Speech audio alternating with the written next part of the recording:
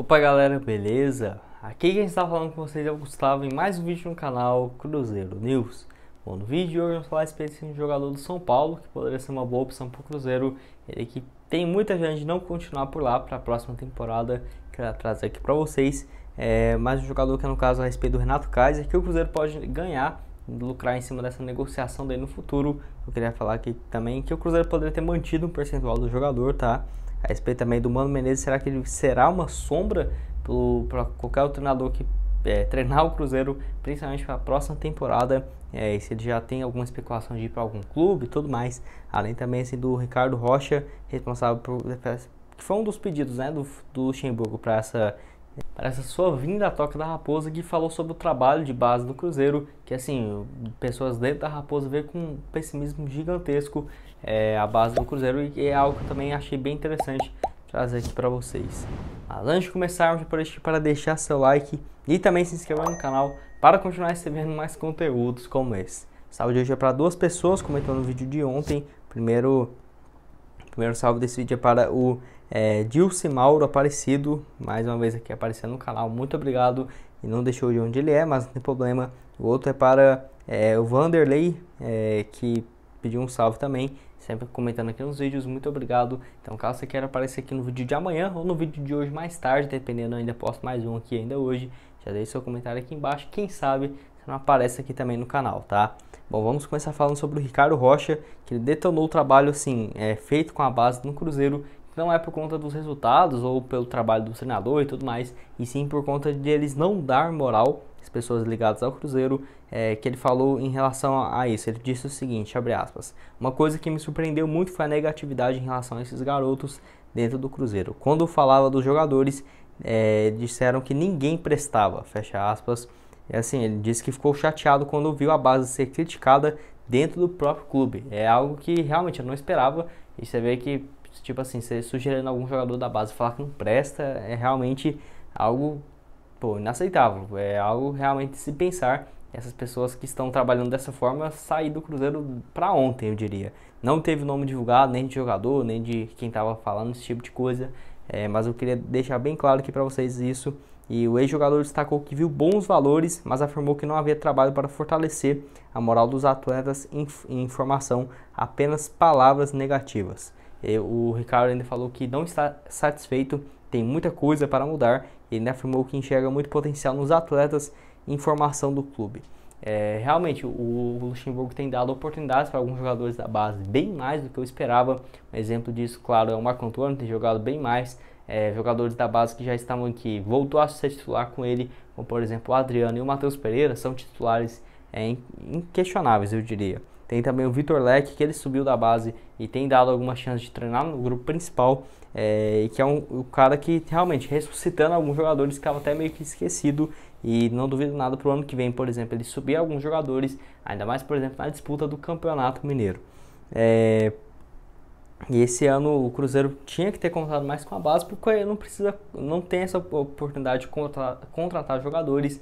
E você vê que perguntar assim sobre jogadores e falar que não presta foi algo realmente que, nossa senhora, destrói a moral de qualquer jogador dentro do clube. Ainda mais porque o Cruzeiro sempre teve uma base bem competitiva. Esse ano mesmo o Cruzeiro dentro do G8 do Campeonato Brasileiro, com uma equipe de base bem forte, que é raro mesmo você ver alguma sugestão de alguns jogadores que estão na base. O cara já fez 9, 10 gols nessa atual temporada. Eu acho que merecia ao menos um espaço na equipe profissional, tá?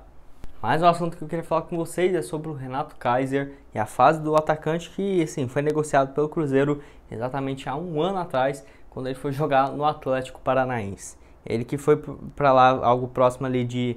o Cruzeiro recebeu 4 milhões de reais porque tinha um percentual bem pequeno, menos do que 30%, e o vínculo dele ia até dezembro do ano. Então foi um valor até, eu diria, interessante. O Cruzeiro, que não manteve o percentual de negociação futura, tem apenas algo próximo de 0,50 de uma negociação, porque ele passou 2 aniversários até o seu 23º aqui na Toca da Raposa. Ele que foi emprestado para o Atlético Goiano, que eu acho que já foi um erro. O Cruzeiro não tinha que ter emprestado ele ano passado, tinha que ter continuado por aqui, porque emprestou o jogador, sendo que o ataque do Cruzeiro naquela altura era o Wellington, o Judivan e o Thiago. Então, realmente... é inquestionável em relação a isso.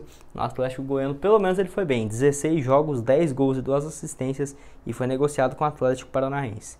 No ano passado ele chegou na reta final, ainda fez 29 partidas, com 8 gols e 3 assistências. Nesse ano, 37 jogos, 7 gols e 1 assistência. Infelizmente teve essa lesão, inclusive no início da janela lá da Europa. Foi especulado em alguns clubes, como por exemplo no Panathinaikos da Grécia, mas a negociação acabou não acontecendo. E o Atlético Paranaense também muito enjoado em negociações, estava pedindo algo próximo de 25 milhões de reais, valor que poderia até ser superior a isso, mais de 4 milhões e meio de euros naquela ocasião.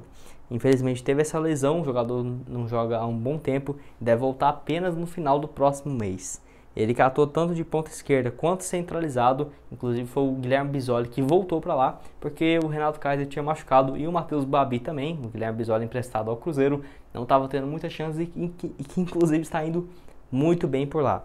Renato Kaiser, que é um jogador também que eu queria destacar que foi muito injustiçado aqui no Cruzeiro, merecia bem mais oportunidades. Quando ele foi contratado, até que tudo bem, o Cruzeiro vivia uma fase totalmente diferente.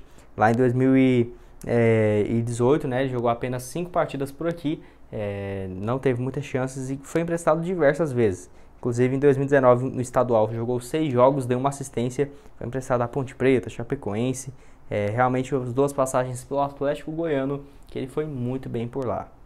Penúltimo assunto desse vídeo é sobre o Mano Menezes, treinador que, assim, alguns de vocês me perguntaram se ele poderia ser uma boa para o Cruzeiro, eu já diria que não, e que, sem dúvidas, será uma sombra para os próximos treinadores no Cruzeiro, como, por exemplo, quando a Raposa estiver sem treinador, que é algo que, infelizmente, tem acontecido com frequência, espero que não aconteça com o Luxemburgo, gosto muito do trabalho dele, que ele continua aqui para a próxima temporada, já falei isso várias vezes, então nem vem nos comentários falar que eu quero que ele saia ou algo do tipo. Gosto muito do trabalho do Luxemburgo, mas assim, o Mano Menezes sempre foi especulado no Cruzeiro, mesmo quando ele estava lá no Bahia, no Palmeiras, quando o Cruzeiro estava precisando de treinador. Agora sem clube, então não precisa nem dizer, né? Ele que foi demitido tem um pouco mais de 15 dias do Al Nassr, que foi 5 jogos e 3 vitórias nessa atual temporada. Foi demitido por conta de que o clube tinha mudado algumas questões, o treinador não fazia mais parte da perspectiva que o clube tinha para a próxima temporada. Tem até números interessantes lá na Arábia. Foram no total 16 jogos com 9 vitórias, tinha um aproveitamento de 65% e foi demitido por lá. E olha que tinha um salário gigantesco. Depois que ele saiu do Cruzeiro, realmente foi um dos responsáveis pelo rebaixamento aqui da Raposa. Foram 16 jogos no comando do treinador e ele foi muito mal por aqui. Ele saiu, foi para o Palmeiras, por lá 20 jogos, 11 vitórias, até que um número interessante. Foi comandar o Bahia no início do ano passado, 21 jogos com apenas 7 vitórias. Teve um início bem ruim lá pelo Bahia também. E é um treinador que marcou seu nome na história do Cruzeiro, tanto positivamente, que eu diria que é maior do que o lado negativo, que foi um dos responsáveis por conta do rebaixamento. Salvou o Cruzeiro de uma possível queda da Série B lá em 2015, depois foi treinar uma equipe do Japão, da China, voltou em 2016 e ficou até 2019 conquistando títulos importantes, Copa do Brasil, estadual, e era um cara extremamente identificado com o Cruzeiro, mas que assim, o estilo de jogo eu realmente não aguentava mais, era um esquema muito retranqueiro, com o Cruzeiro tendo um elenco gigantesco e bem mais capacitado.